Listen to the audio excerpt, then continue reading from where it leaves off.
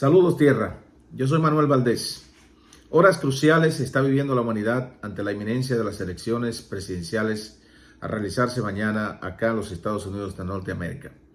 Unas elecciones interesantísimas, a la misma vez que desafiantes y, si se nos permite la idea, peligrosas. Peligrosas porque no solamente unas elecciones donde la gente votará ideológicamente, votará también con el bolsillo, votará también en función de la seguridad interna y en la seguridad global del mundo. Por lo tanto, estas elecciones van a marcar un hito en la civilización, un antes y un después, porque lo que está en juego es no solamente qué cree la civilización occidental sobre el mundo o cómo el mundo interpreta a Estados Unidos como protagonista de la civilización occidental y justamente su cuota de participación en la comunidad mundial de poder y lo que representa su impacto en las economías globales y su determinante rol en los organismos multilaterales. Estas elecciones entonces van a revestir una situación apremiante para los Estados Unidos. Para los Estados Unidos a nivel interno, la economía, la seguridad, la inmigración y la inflación que comienza a sentirse en el consumo de los norteamericanos son temas puntuales que quien resulte ser el gobernante a partir de mañana, o sea, electo por el pueblo norteamericano, va a tener que trabajar, emplearse a profundidad para tratar de contener lo que implica una economía que está bajo presión por los componentes de la economía mundial, por los actores, por las guerras, por las financiaciones de conflictos directos y conflictos proxies, como aquellos en los que Estados Unidos está involucrado en una forma latente y activa. Por el otro lado, la seguridad interna, la seguridad de Estados Unidos, la seguridad de sus aliados y la seguridad global. Es un tema puntual en la agenda del próximo presidente o la próxima presidente de Estados Unidos, quien fuere favorecido por el voto popular. Entonces aquí tenemos, y sobre todo de los colegios electorales, tenemos entonces el caso de la inmigración, una inmigración amenazante. Y algunos tienen una posición de que fronteras abiertas, que es el caso del Partido Demócrata y su candidata, o fronteras con restricciones para garantizar la protección de los ciudadanos, los intereses norteamericanos en territorio norteamericano y más allá. Obviamente, todo país tiene el derecho a la autodeterminación y a proteger sus fronteras. Es deber del Estado y del gobierno de turno asumirlo como una responsabilidad intransferible, la que garantice que sus ciudadanos se van a sentir seguros. Y la inmigración ilegal, en la forma como ha estado sucediendo, obviamente que amenaza y rompe con todos los estándares de seguridad interna, porque es como si usted compra una casa, usted paga por una casa, usted paga un seguro, usted hace una inversión de capital y entonces viene alguien que rompe su puerta, entra a su casa y le dice: yo tengo el derecho a vivir aquí y tengo el derecho a consumir el bienestar de tu familia porque a mí me da la gana o porque tengo una necesidad apremiante en mi punto de origen y vine a ocupar tu casa. Esa es la inmigración ilegal. Produce una violación al derecho internacional, pero a la misma vez produce una presión sobre los que están legalmente pagando impuestos, tributando, trabajando para ser fiscalizados por el Estado como tal, y entonces esta presión social cae sobre los ciudadanos, cae sobre los residentes, porque hay que desviar capitales para poder sufragar los costos del impacto de una inmigración masiva fuera de control, como ha estado sucediendo en los Estados Unidos. Eso implica que el próximo presidente tendrá que emplearse a fondo para encontrar una medida, una llave maestra para poder controlar la inmigración ilegal y para poder mantener el flujo de capital humano que necesita los Estados Unidos y cualquier nación de la tierra para poder sobrevivir. La migración es un fenómeno natural, sociológico, antropológico, histórico. El ser humano emigra por aventura, por educación, por la razón que fuera.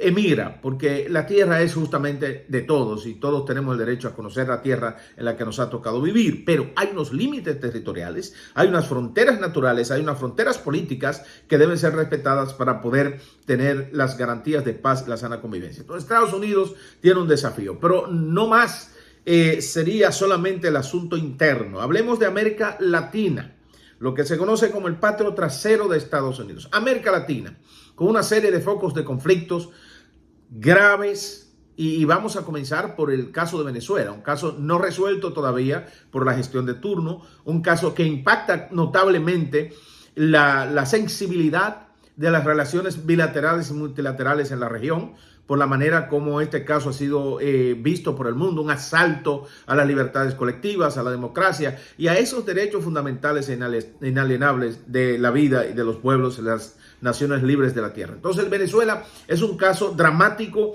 y no está resuelto y será un reto de diplomacia internacional para el próximo gobierno enfrentarse a la posibilidad de resolver ese caso. Tenemos el caso de estas tendencias de ideologías que se van radicalizando, estos gobiernos de izquierda radical que cada día se radicalizan más, que cada día violan más los derechos humanos, el caso de Nicaragua, el caso de la crisis social y política que se podría presentar en Bolivia.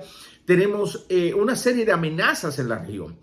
En el Caribe, hablemos entonces del caso haitiano y República Dominicana, un conflicto perenne, ahí latente, una amenaza regional. La región del Caribe es la región más pacífica de la Tierra.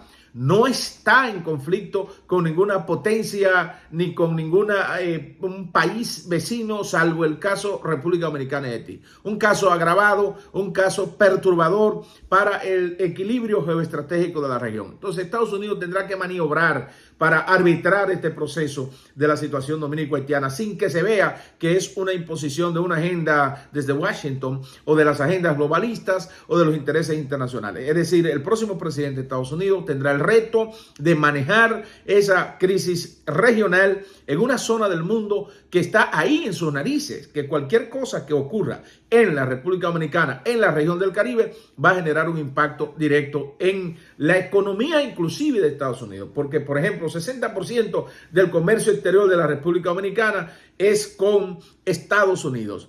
Y Estados Unidos tiene en la República Dominicana un socio estratégico fundamental por cuestiones de seguridad, por cuestiones del impacto migratorio y del peso específico que tiene la economía norteamericana, el segmento latino que corresponde a la República Dominicana. Ese es un caso que Estados Unidos no puede dejar de lado, no puede irse al mundo y abandonar lo que está en su propia nariz, que es la región del Caribe, Centroamérica y Suramérica. Ese es un caso en América. El otro caso es Puerto Rico. El fenómeno de lo que se está viendo ya en las encuestas, que posiblemente no que significa un peligro, no, pero es una tendencia a prestarle atención.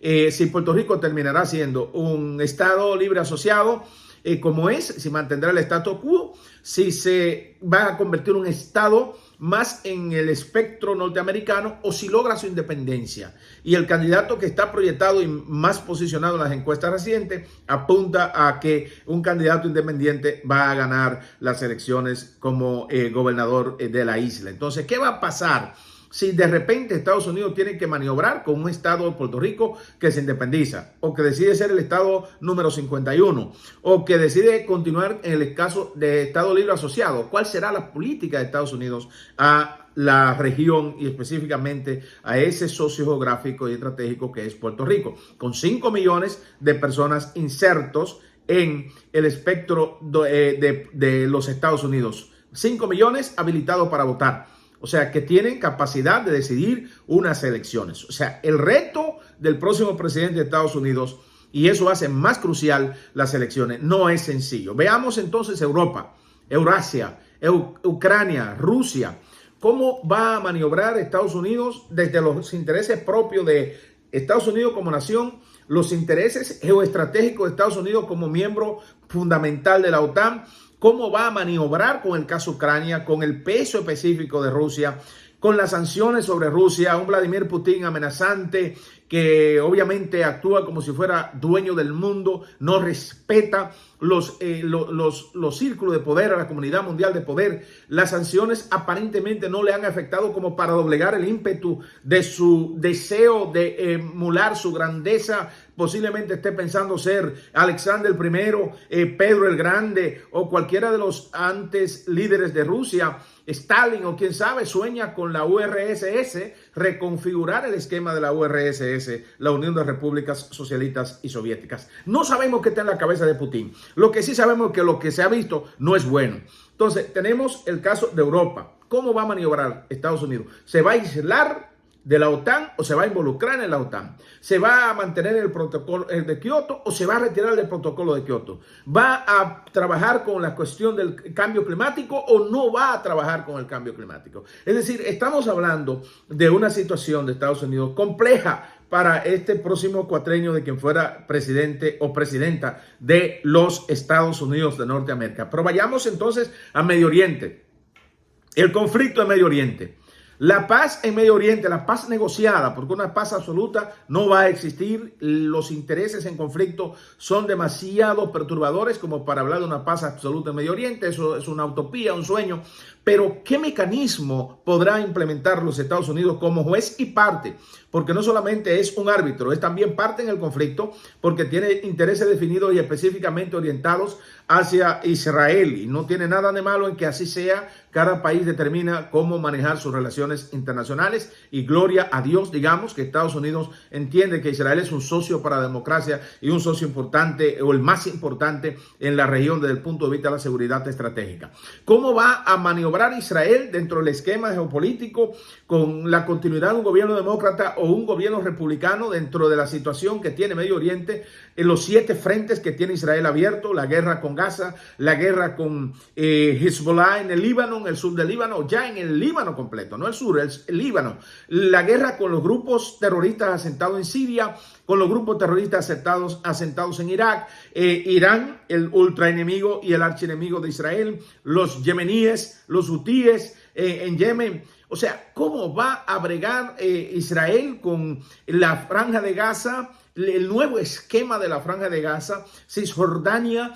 ¿Qué rol va a protagonizar el próximo presidente o la próxima presidenta de Estados Unidos ante el esquema del conflicto regional del Medio Oriente que produce un desequilibrio mundial por el impacto que tiene la economía, por lo que significan esas economías petroleras, esas monarquías petroleras y esos países que son actores de la economía global a través del crudo? Porque controlan la OPEC, el caso de Arabia Saudí, el caso de Irán, o sea, altos productores de petróleo que son responsables de movilizar la economía mundial.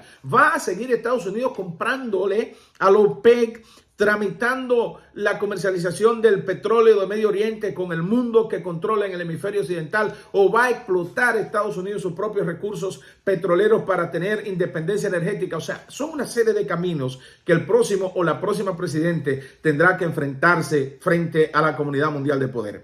Y ni hablar del resto del mundo. Una China amenazante sobre Taiwán, una China que quiere controlar el mundo desde la perspectiva de desplazar a Estados Unidos del espectro económico. ¿Qué va a hacer el próximo presidente? ¿Será fuerte? ¿Será débil frente a China? ¿Protegerá a Taiwán? ¿La dejará a merced de que China un día amanezca e invada la isla? Japón que se rearma. ¿Qué va a suceder con Japón rearmado en el Oriente, en el Asia? ¿Qué va a suceder con países como Corea del Norte y Corea del Sur? Una Corea del Norte muriéndose de hambre, pero que tiene ya influencia en decisiones geopolíticas, que envía tropas a combatir en un país extranjero que no es su conflicto, como es el caso de las recientes informaciones que confirman que hay tropas norcoreanas ya en Rusia destinadas a ir al frente de batalla en Ucrania. O sea, estamos hablando, señoras y señores, de una situación geopolítica compleja, difícil para el próximo presidente o para la próxima presidenta de Estados Unidos. Por eso creo